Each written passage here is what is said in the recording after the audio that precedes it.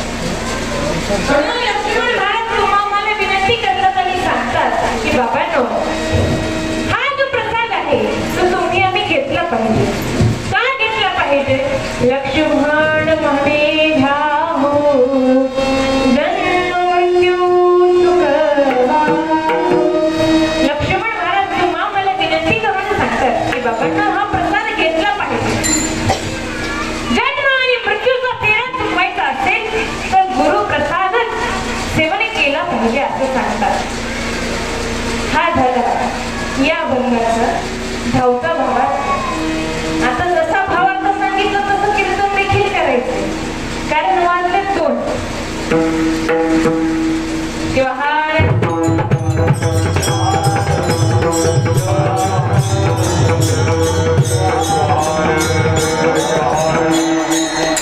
थोडासा आवाज द्यायला.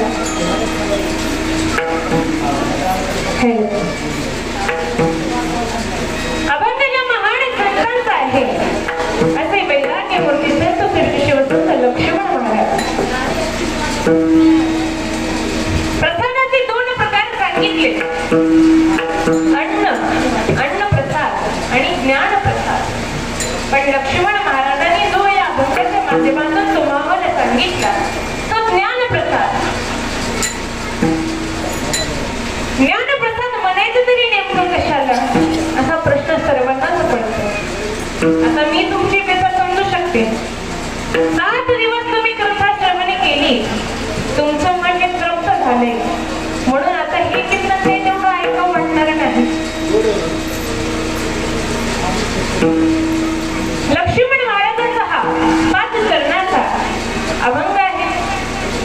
लक्ष्मण महाराजांचे वडील कृष्णप्पा ज्या वेळेस त्यांच्या गावामध्ये जैन समाजाची मोणी आले, गावामध्ये आले आणि म्हणले की आम्हाला 30 दिवस त्या गावामध्ये राहायचं आहे. गावातल्या लोकांनी सांगितलं, बाबांनो, कृष्णप्पा जे आहेत ते तुमची व्यवस्था करणारे आहेत. तुम्ही काय करा, त्यांच्याकडे जा आणि त्यांना सांगा की आमची राहण्याची सोय करा किंवा आमची राहण्याची व्यवस्था करा. तर जैन समाजाचे सर्व मुनी कृष्णप्पाकडे गेले. आता कृष्णप्पाच्याच घरी काही खायला प्यायला नाही. मुनी आले, आधी अतिथी करणं हे गरजेचं आहे. म्हणून एका सावकाराकडून 100 रुपये व्याजे घेतले. त्या काळामध्ये 100 रुपये म्हणजे आताची 1 लाख रुपये. 100 रुपये व्याजे घेतले. त्या सर्व मुनींची राहण्याची व्यवस्था केली. त्याची सेवा करू लागले. आदर अतिथी केलं, सर्व गोष्टी. 30 दिवस झाले. मुनीने सांगितले की आता आम्हाला जावं लागेल आणि तुम्ही आमची जी सेवा केली, आम्ही तुम्हाला आशीर्वाद देतो की तुमच्या पोटे एक छान सुंदर मुलगा पुत्र रत्न जन्माला येईल. हे देखील काय आहे? मुलींच्या मुखातून वाक्य निघाले, गुरुरूपी आशीर्वाद मिळाला. हा देखील गुरु प्रसादच आहे. लक्ष्मण महाराजांचा जन्म झाला. हळूहळू लक्ष्मण महाराज मोठे होऊ लागले. बघता बघता त्यांचं विवाहाचं वय झालं. आता मुलीचा विवाह करायचा तर काहीतरी व्यवसाय पाहिजे. विचारतात की काय काम करतो, कुठे व्यापार करतो किंवा कुठे नोकरी करतो. दुकान टाकून दिलं. दुकान टाकल्यानंतर विवाह झाला, पण त्यांचं मन काही संसारच नाही. मी कोण आहे, माझा जन्म कशा करता झाला, हेच प्रश्न त्यांना पडायचे. माझं कार्य काय?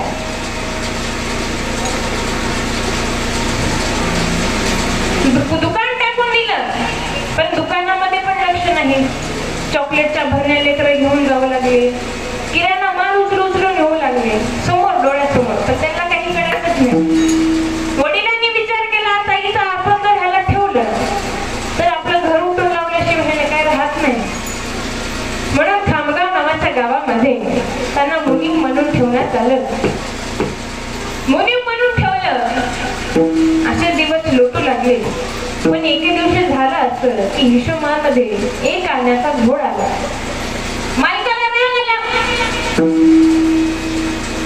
की बाबा, मी तुझ्या जिम्मेदारीवर दुकान सोडून जातो आणि तुझ्यामुळे जर घोड येत असेल तर माझा व्यापार काही फारसा चालणार नाही.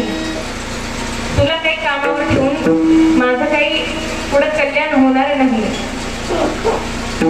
माझं नुकसानच होईल असं सांगितलं. लक्ष्मण महाराजांना राग आला. हे कोणी आपले नाहीत, आपलं कोण आहे? कुलगुरू म्हणून साखरखेड्याला गेले.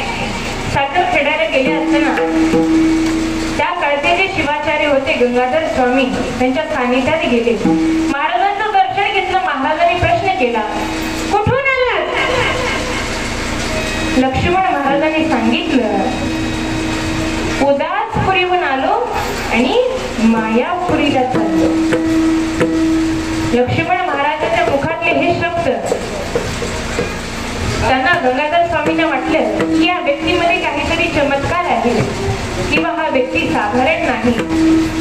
लक्ष्मण महाराजांनी गंगाधर स्वामींना विनंती केली की मला काही काळ तुमच्याकडे राहू द्या, तुमची सेवा करण्याचं भाग्य मला प्राप्त होऊ द्या, अशी विनंती गंगाधर स्वामींना केली. लक्ष्मण महाराजांच्या मुखातले हे शब्द ऐकले, अनुमती दिली. लक्ष्मण महाराज तिथेच गंगाधर स्वामीची सेवा करत, फलसिद्धाची सेवा करत आपलं जीवन व्यतीत करू लागले. बराच काळ फलसिद्धाच्या सेवेमध्ये व्यतीत केला.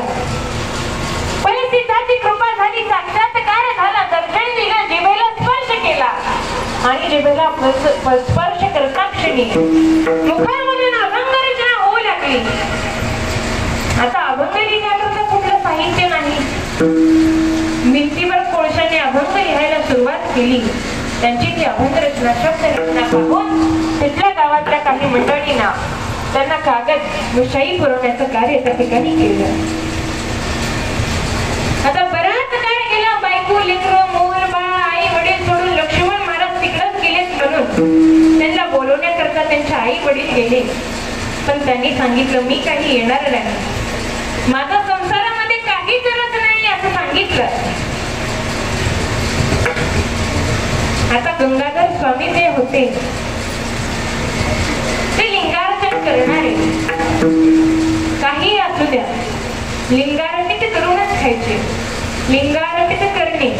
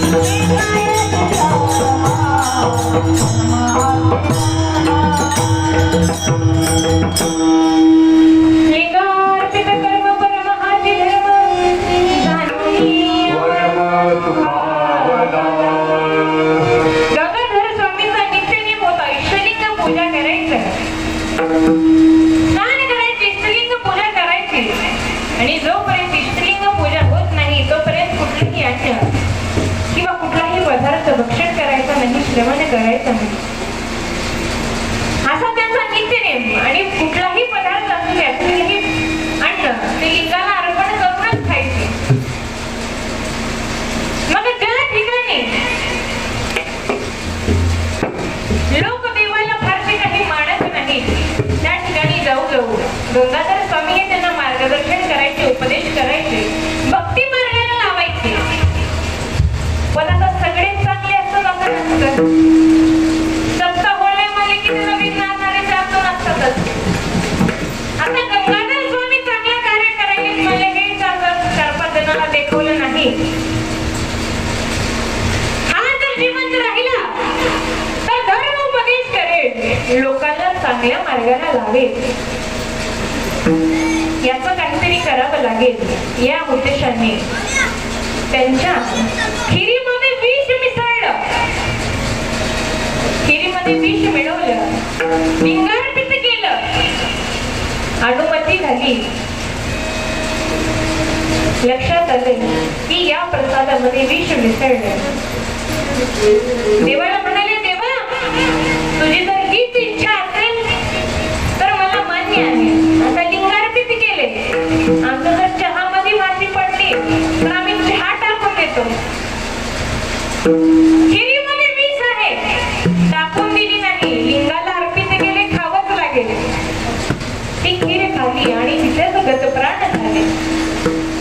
पण गतप्राण होण्या अगोदर आपले शिष्य लक्ष्मण महाराजांना उपदेश केला की या शिवधर्माचा प्रचार करा, प्रचार करा.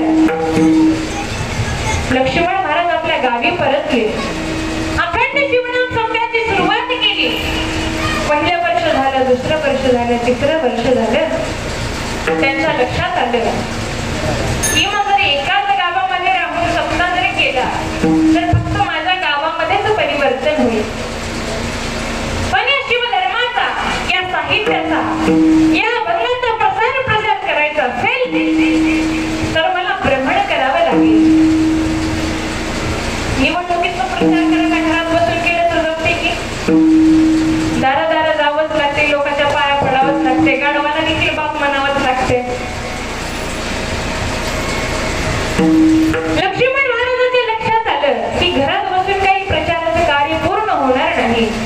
आपल्याला याचा उपदेश करत गावोगावी फिरावे लागेल. सप्त्याचं कार्य आपल्या बंधूंच्या हातामध्ये सोपवलं आणि गंगा प्रदक्षिणा सुरुवात केली.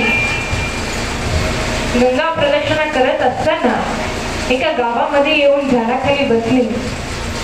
गावातल्या लोकांना समजलं की गावामध्ये साधू महात्मे आले.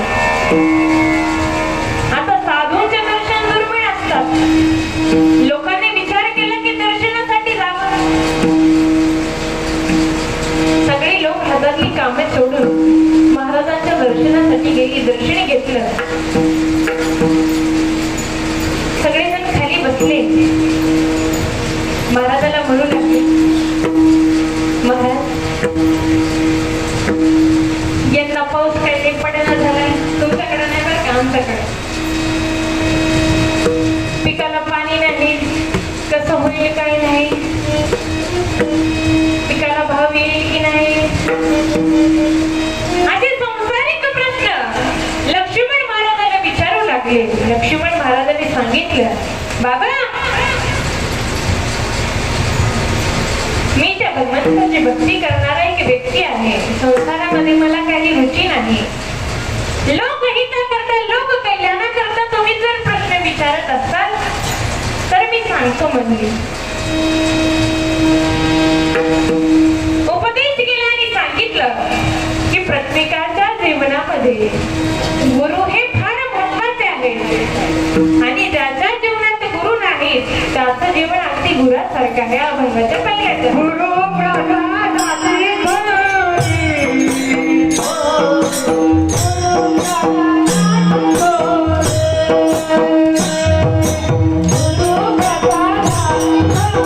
Yeah.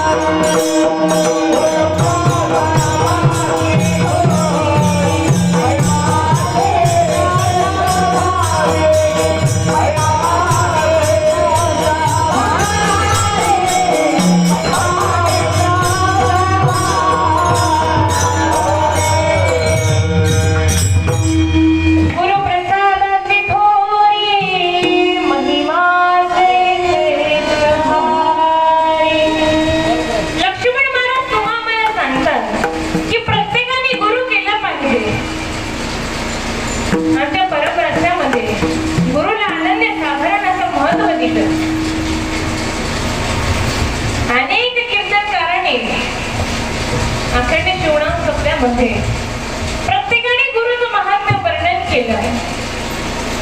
गुरु देवापेक्षाही श्रेष्ठ आहे. म्हणून लक्ष्मण महाराज तिथल्या लोकांना गंगा प्रदक्षिणा करत असताना सांगतात, त्यांना उपदेश करतात, गुरु करा. हाच उपदेश का केला? कारण आम्हाला ते मिळालेलं आयुष्य आहे ते दीर्घकाळ आहे का? जन्माला आलेल्या प्रत्येक जीवाला जावंच लागतं आणि याचा विचार मनुष्याने तो करावा. जाणे आहे हो जाणे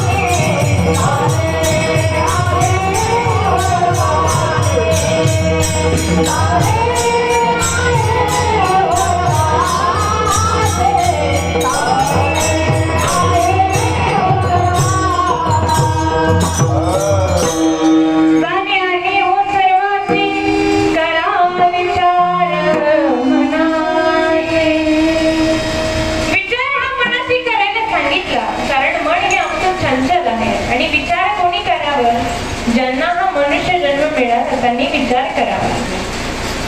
विचार कशाचा करावा? आता एक आजी माझी गच्चीवर बसली आणि वर बसून विचार करायचे, खालून म्हैस जायचे आणि त्या म्हशीच्या शिंगावर मी एवढी मारलं तर काय होईल? म्हातारी राहील की जागेवर? अशा फालतू गोष्टीचा विचार अजिबात करायचा नाही. हा देह कशा करता मिळाला याचा विचार करायचा आणि या देहाचं सार्थक कसं होईल याचा विचार करायचा. आणि हाच विचार करून लक्ष्मण महाराज तुम्हा आम्हाला उपदेश करतात की बाबांनो, प्रत्येकाने गुरु केला पाहिजे. गुरुचा प्रसाद तुम्ही आम्ही घेतला पाहिजे. गुरु ही देवापेक्षाही श्रेष्ठ आहे असं गुरुचं महात्म्य वर्णन करून त्या लोकांना उपदेश करतात. ज्यावेळेस लक्ष्मण महाराज समाजाला उपदेश करतात, तो देखील काय झाला? ज्ञान प्रसाद झाला. तर मी कीर्तन करायचे, ज्ञानाच्या गोष्टी तुम्हाला सांगायचे, हा देखील काय झाला? ज्ञान प्रसाद झाला. प्रसादाचे दोन प्रकार सुरुवातीला सांगितले आणि याच्यावरती आपल्याला चिंतन आहे. आज काही कीर्तन नाही, चिंतनच आहे. शिवहार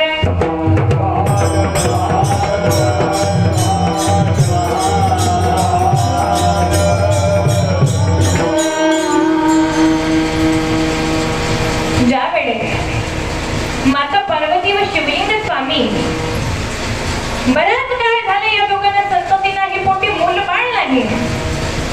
माता पार्वती कथेमध्ये गेल्या आणि कथाकाराने सांगितलं की पुत्र गती नास्ती, ज्याला पुत्र नाही त्याला गती मिळत नाही की ते तेव्हा त्याच्या जीवनाचा कल्याण होत नाही, त्याच्या जीवनाचा उद्धार होत नाही. असे शब्द गुरु माऊलींच्या त्या कथाकाराच्या मुखातून निघाली. माता पार्वतीला वाईट वाटू लागल्या, रडू लागल्या की माझ्या जीवाचा कसा उद्धार होईल. कैसा जीवाचा होईल उद्धार, पुत्र सुकुमार असं म्हणून रडू लागल्या, आक्रोश करू लागल्या. शिवलिंग स्वामी आले आणि विचारलं, का ग बाई, काय झालं, का रडतेस? पार्वती मातेने सांगितलं, मी कथा ऐकायला गेली, महाराजांच्या मुखातून शब्द निघाले की ज्याला पुत्र नाही त्याला गती मिळत नाही, त्याचा जीवाचा उद्धार होत नाही. शिवलिंग स्वामी त्यांची समजूत काढून त्यांना सांगू लागतात की बाई, असे किती जण आहेत ज्यांना पोटी मूळबाळ नाही, त्यांचा उद्धार होत नाही. असं आहे का? आपला उद्धार का होणार नाही? आपण पवित्र पावन अशा वीरशैव कुळामध्ये जन्माला आलो, आपला नक्कीच उद्धार होईल असं सांगून त्यांची समजूत करू लागले. पण माता पार्वती काही ऐकायला तयार नाही. गुरु सेवेसाठी मालवणच्या मठामध्ये गेली, बराच काळ गुरुची सेवा केली, घरी परतले आणि विश्वनाथाच्या रूपामध्ये घरी गुरु आले. पूजेच्या वेळी त्यांच्या मुखातून शब्द निघाला की तुझ्याच पोटी कर्ण जन्माला येईल, पुत्रवती भव असा आशीर्वाद गुरु माऊलीने दिला. आता गुरुच्या मुखातून शब्द निघाले, पुत्र प्राप्ती होईल. माता पार्वती आणि शिवलिंग स्वामीने सांगितलं की तुम्ही तर जाणतात, बराच काळ झालं, बरीच वर्ष झाली, मोठी मूळबाळ नाही आणि आता हे शक्य आहे का? गुरु माऊलीने सांगितलं, मुखातून शब्द निघाले, आशीर्वाद दिला. आता हे शब्द खरी होतीलच. कदाचित विश्वनाथाचीच ही इच्छा असेल. सांगायचं काय, गुरुच्या मुखातून शब्द निघाले आणि मन्मथ स्वामींचा जन्म झाला, ते कार्तिकी रूपामध्ये. हा देखील काय होता? गुरु प्रसाद होता. आतापर्यंत जे सांगितलं ते ज्ञान प्रसाद. अन्न प्रसाद जो आहे तो एक वेळची भूक भागवतो, पण ज्ञान प्रसाद जो आहे ती जीवनाची भूक भागवतो. आणि लक्ष्मण महाराजांनी जो प्रसाद सांगितला तो ज्ञान प्रसाद आहे. आता आमचे बरेच कीर्तनकार अन्नावरच बोलून जातात.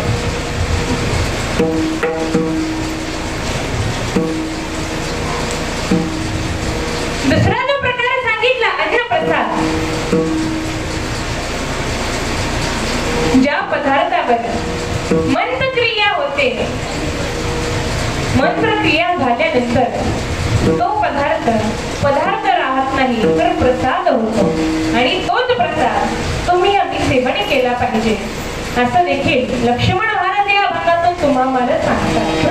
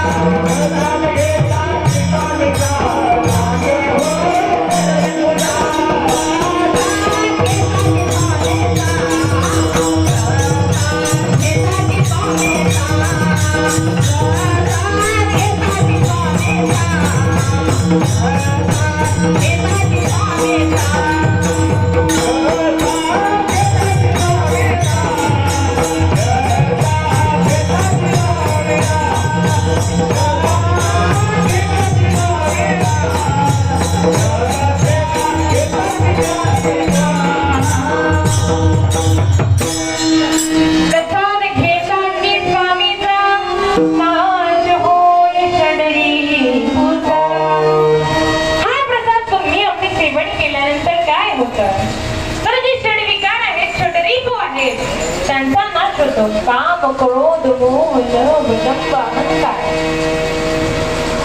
या षडरिपूंचा नाश होतो. पण कधी सेवन केल्यानंतर अन्नप्रसाद सांगत असताना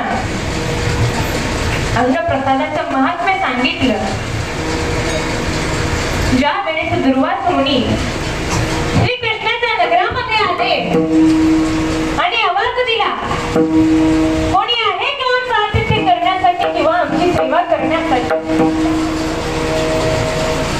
आता दुर्वास मुनी म्हणजे साक्षात गुरुवाचा अवतार आणि त्यांचा क्रोध असा होता, भगवान शिवापेक्षा पण त्यांचा क्रोध जास्त.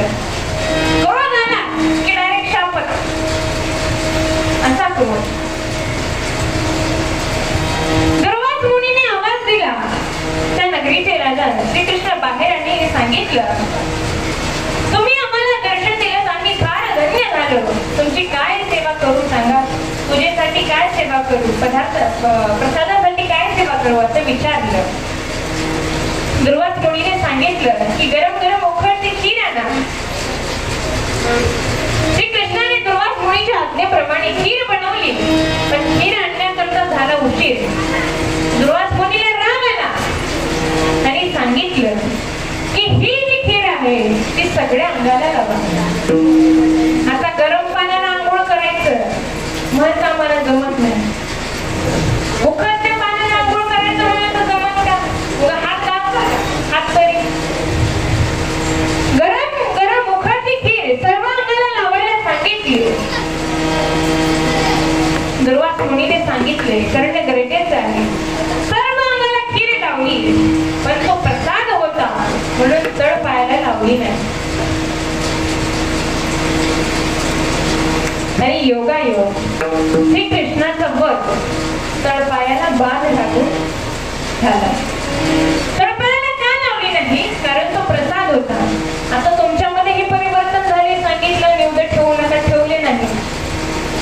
तो प्रसाद आहे, कोणाच्या सोडवण्यामध्ये येऊ नये किंवा कोणी त्याला ओलांडू नये आणि याची काळजी घेणं हे आमचं कर्तव्य आहे. लक्ष्मण महाराज सांगतात की हा प्रसाद तुम्ही आम्ही घेतल्यानंतर होतं काय? आमचे षडविकार जे आहेत ते नाश पावतात.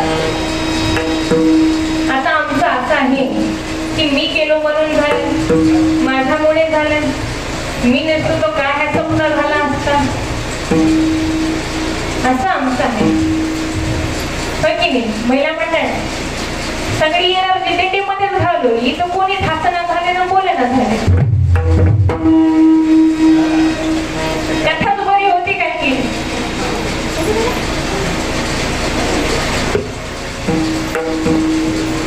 लक्ष्मण महाराज सांगतात की जे हे षडरिपू आहेत त्याचा नाश प्रसादामुळे होतोच, पण याच्याही पुढे जाऊन गोळ होतं अभंगाचा तिसऱ्या.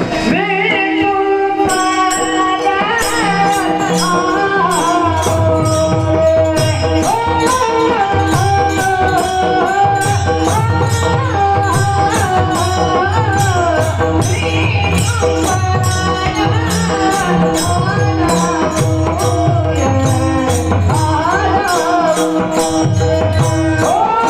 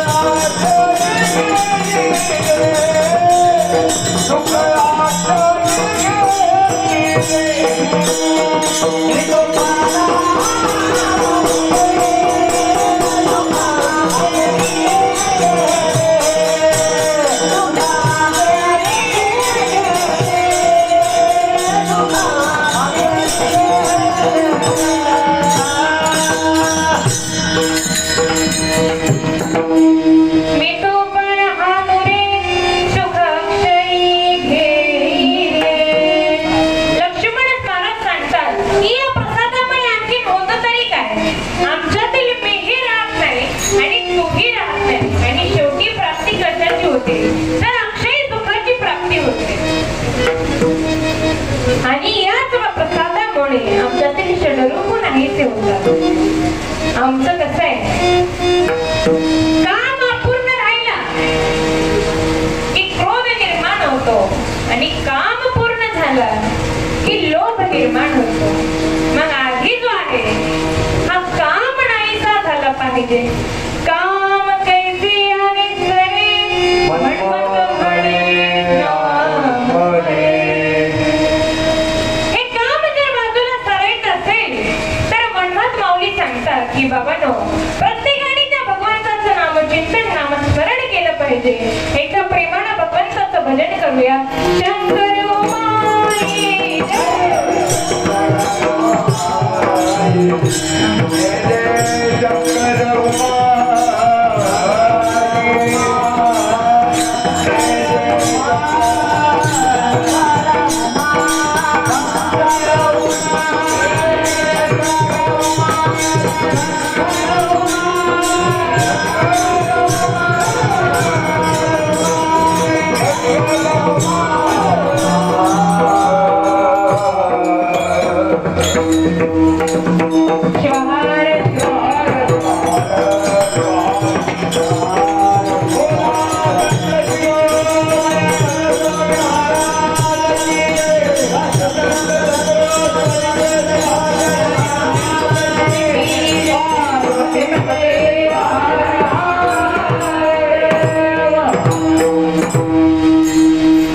गुरुप्रसादाची थोरी महिमा असे श्रेष्ठ भारी.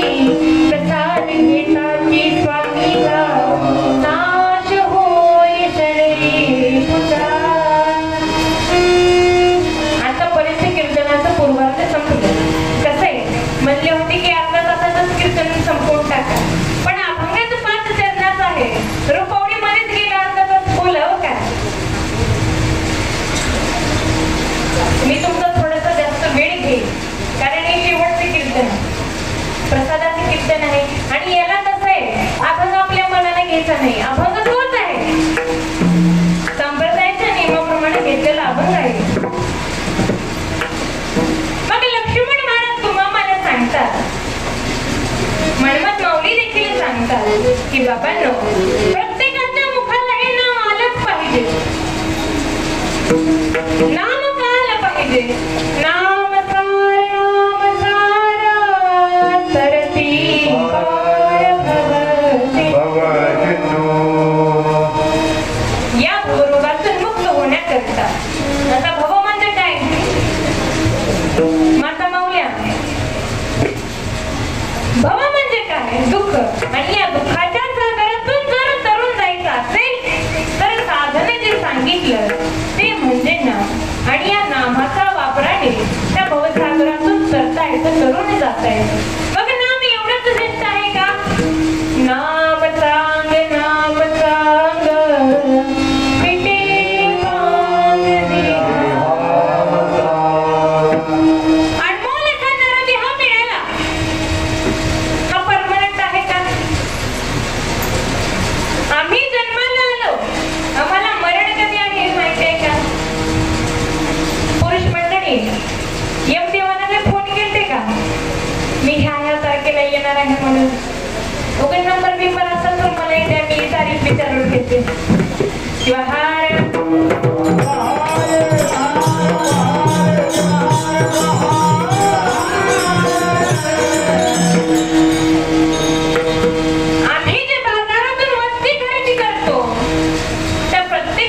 वस्तूला एक एक्सपायरी डेट असते. आणि जे इलेक्ट्रिक वस्तू असतात त्याला वॉरंटी कार्ड असतं. पण मनुष्य देह असा आहे जो कधी जाईल सांगताना नाही येणार आहे. या देहाचा एक क्षण सुद्धा भरोसा नाही.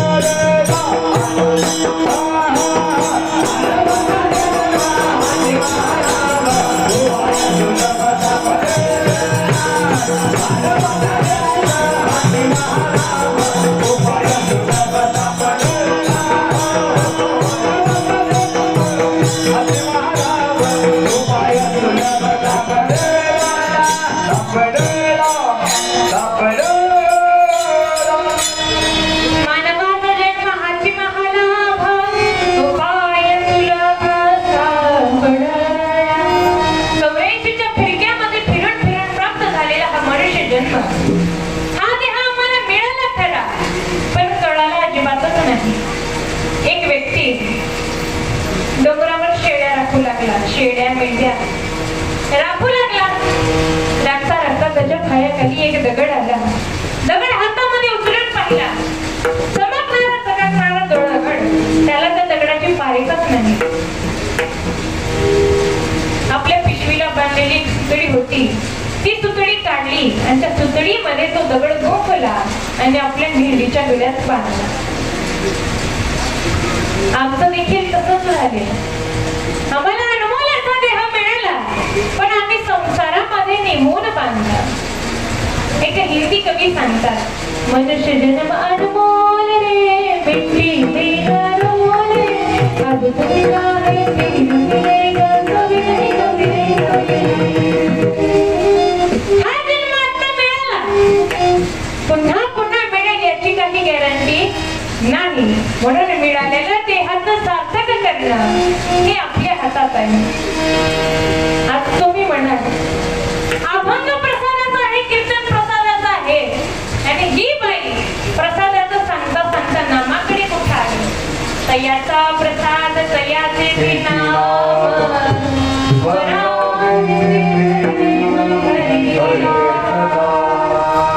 त्यांचाच प्रसाद आहे, त्यांचंच नाम आहे.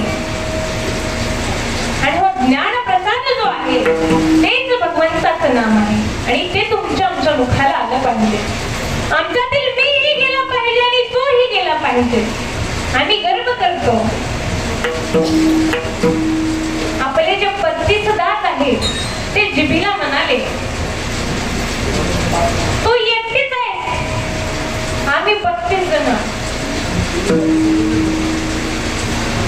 तुझी संख्या ही आमच्यापेक्षा कमी आहे. जीभ म्हणाली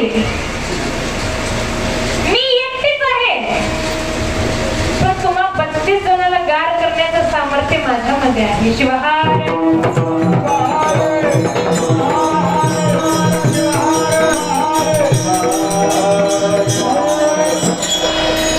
जिभेमध्ये इतकं सामर्थ्य, चुकून एखादा शब्द वाकडा गेला, चुकून दुसरं काहीतरी बोललं तर लोक हाणतील की नाही. तुम्हाला जर कुणी चापट मारलं तर त्याला शिवशरणात म्हणता का रामराम करता. अरे म्हणल्यानंतर काय असतं की नाही. आम्हाला अहंकार नसावा. आम्ही गर्व करतो की माझ्यामुळे हे, माझ्याकडे हे आहे ते आहे. माणसाला कधीच गर्व नसावा. यापूर्वी सांगितलं मातीतून आणून मातीतच जायचं.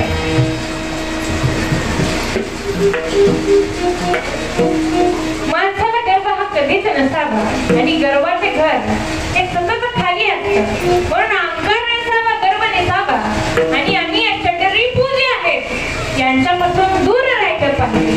आणि लक्ष्मण महाराज सांगतात की बाबा, जो या नान प्रसाद घेतात, अन्न प्रसाद श्रवण करतात, त्या जीवाचा उद्धार होतो.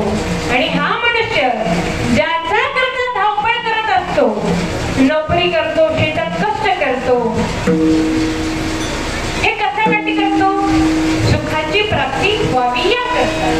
मग हेच सुख कशामध्ये मिळतं? अभंगाच्या शेवट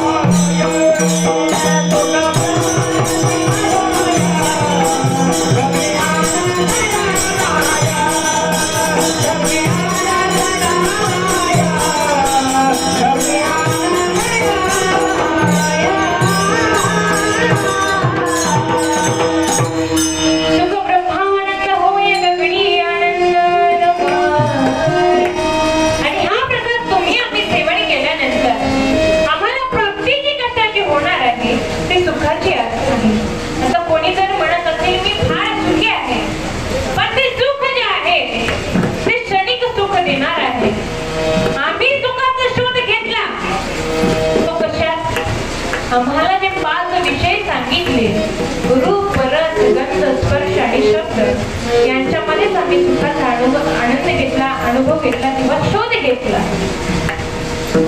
आता हे 5 विषय जे आहेत ते कसे आहेत? क्षणिक सुख देणारे आहेत किंवा काही काळापुरते मर्यादित आहेत. रस आहे. आता एखाद्याला जर बटाट्याची भाजी आवडते, वर्षभर तीच भाजी खा म्हणल्यास खाता का? पुरुष मंडळी, बटाट्याची भाजी वर्षभर खा म्हणल्यास खातात नाही. हे कसं आहे? क्षणिक सुख देणार आहे. दुसरी गोष्ट सांगितली गंध. मोगऱ्याच्या फुलाचा वास आवडतो, गुलाबाच्या फुलाचा वास आवडतो, निशिगंधाचा वास आवडतो. बेसरमाच्या फुलाचा वास घेऊन त्यात घेतं की नाही.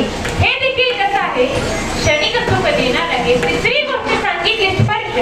स्पर्श ही शरीराची कामुक भावना भागवण्यासाठी आहे. चौथी गोष्ट सांगितली शब्द. एखाद्याची स्तुती केली, माझ्याजवळ आले, मला म्हणले, बाई काय कीर्तन केलं, काय अभंग सोडवला, जरी नसत सोडवला, ढकलं मांडी मला काही आलं नसेल, कौतुक केलं माझं, मला रात्री झोप लागेल का, खरंच मी एवढं छान कीर्तन केलं का? हे काय आहेत? हे शब्द आहेत. आणि 5वं जे सांगितलं ते म्हणजे रूप सांगितलं. आता एखादी व्यक्ती, एखादी स्त्री तारुण्यामध्ये फार सुंदर दिसते, वृद्धावस्थेमध्ये ती तशी दिसेल का? ह्या 5 ज्या गोष्टी आहेत त्या क्षणिक सुख देणारे आहेत.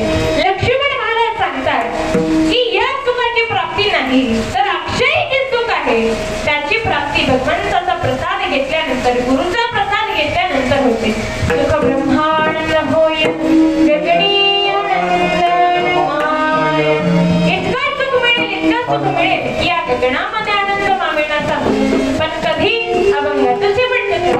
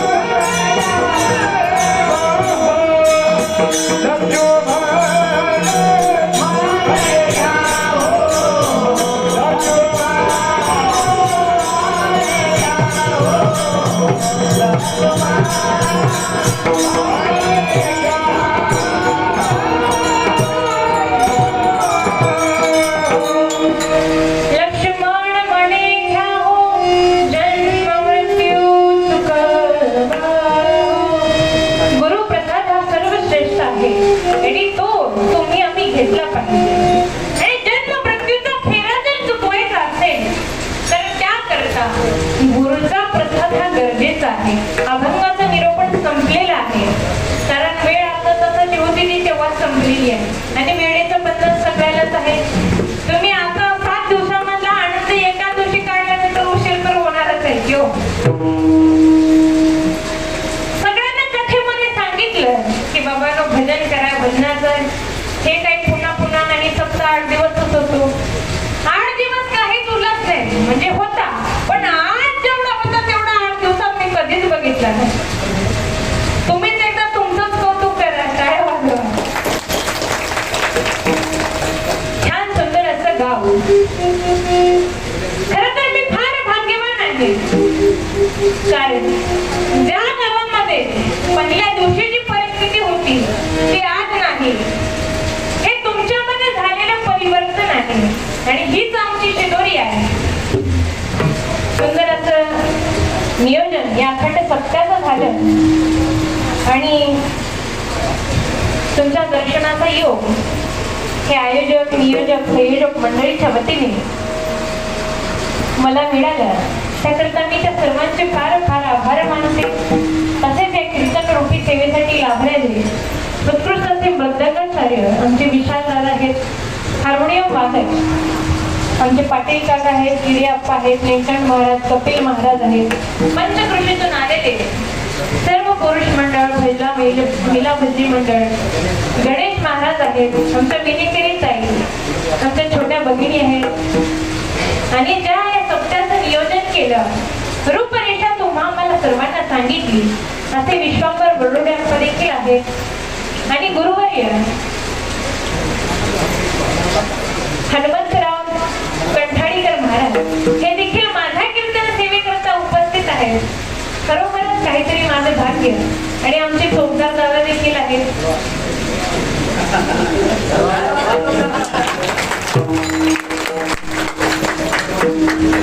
कीर्तन कोणी ऐकलं का नाही हे मला माहित नाही, पण यांनी नक्कीच ऐकलं. आमचे युट्यूब चॅनलचे दादा आहेत, इकडे साऊंड सिस्टीम वाले दादा, यांची स्तुती करावं तेवढे तुम्ही आहे. अडचणी भरपूर आहेत, पण ऍडजस्ट कसं करावं हे यांच्याकडून शिकावं. एकदा जोरदार काय यांच्यासाठी. आमच्या गायला सारे गाणं कोकिळा कौशल्य ताई आहेत आणि ज्यांच्यामुळे मी या सन्मार्गाला लागले असे माझे माता पिता हे देखील आज या ठिकाणी उपस्थित आहेत. एवढंच नाही तर माझ्या वडिलांची आई देखील या ठिकाणी उपस्थित आहे, माझी आजी. भजनाची फार आवड, इतकी आवड मी येईल हे देखील कोणाला सांगितलं नाही. कथा चालू आहे, कीर्तन आहे म्हणलं, स्वतः एकटी आली फक्त आणि फक्त कीर्तन ऐकण्यासाठी. आणि माझं काहीतरी भाग्य, असे माता पिता, असे आई वडील, अशी आजी मला लाभली आणि त्यांच्यामुळे मी या सन्मार्गाला लाभले. तुम्ही मला इथं कीर्तन करण्याची सेवा दिली, संधी दिली, त्यामुळे मी समस्त गावकरी मंडळाचे आभार व्यक्त करते. सर्व कार्यकर्ते मंडळ, आता आज जी मिरवणूक काढली, खरं सांगू का कार्यकर्ते मंडळी, काय वाटलं मला? असं वाटलं की आता ही मिरवणूक कपिलधारला जाऊन थांबते की काय. माझी एक इच्छा व्यक्त करू का तुमच्या समोर? कपिलधारची पदयात्रा आहे. प्रत्येकाने आपल्या आयुष्यामध्ये एकदा तरी ती वारी करावी. ही जी तुमच्या समोर दिसते का, ही देखील त्या मणमत माऊलींचीच कृपा आहे. एवढंच नाही, मी माझ्या जीवनातला अनुभव फक्त 2 मिनिटांमध्ये सांगून जाते. मला 26 मार्क पडले 100 पैकी, फक्त 26. कोणाला एक सांगू वाटलं नाही, काही नाही. म्हणजे ते पर्सेंटाइल सीईटी मध्ये असे मार्क. 10वीला चांगले, 12वीला चांगले, पण लॉची जी सीईटी होते त्याच्यामध्ये 26 मार्क. सगळ्यांना वाटायला की आता कुठंच नंबर लागणार, कॉलेज काय चांगलं मिळणार, हे नाही ते नाही. पण मन्मथ माऊलींची कृपा अशी झाली की 26 मार्कावर भारतातील नंबर 3 ला असलेलं, महाराष्ट्रातील नंबर 1 ला असलेलं कॉलेज, गव्हर्नमेंट कॉलेज आहे, त्या कॉलेजमध्ये माझ्यासारख्या 26 मार्काच्या लेकराचा नंबर लागला. ही कृपा कोणाची? ही कृपा माझ्या मन्मथ माऊलींचीच आहे. एवढंच नाही तर आमचे जे छोटे बंधू आहेत ते देखील नवसाचे कपिलधार. अनेक लोक त्या भगवंताला नवस करतात, पुत्रप्राप्ती अनेकाला झाली. आणि हे की मी माझ्या मनाचं सांगत नाही. 17वा अध्याय परमरसातील काढा आणि वाचा, तुमच्या लक्षात येईल. झालेली सेवा तुम्ही सर्व संत पाय यांच्या सर्वांच्या चरणी नतमस्तक होऊन माझे गुरु वसुंधरा डॉक्टर शिवलिंग शिवाचार्य गुरुमाऊली यांच्या चरणी ही सेवा समर्पित करून माझ्या वाणीला पूर्ण विराम देते.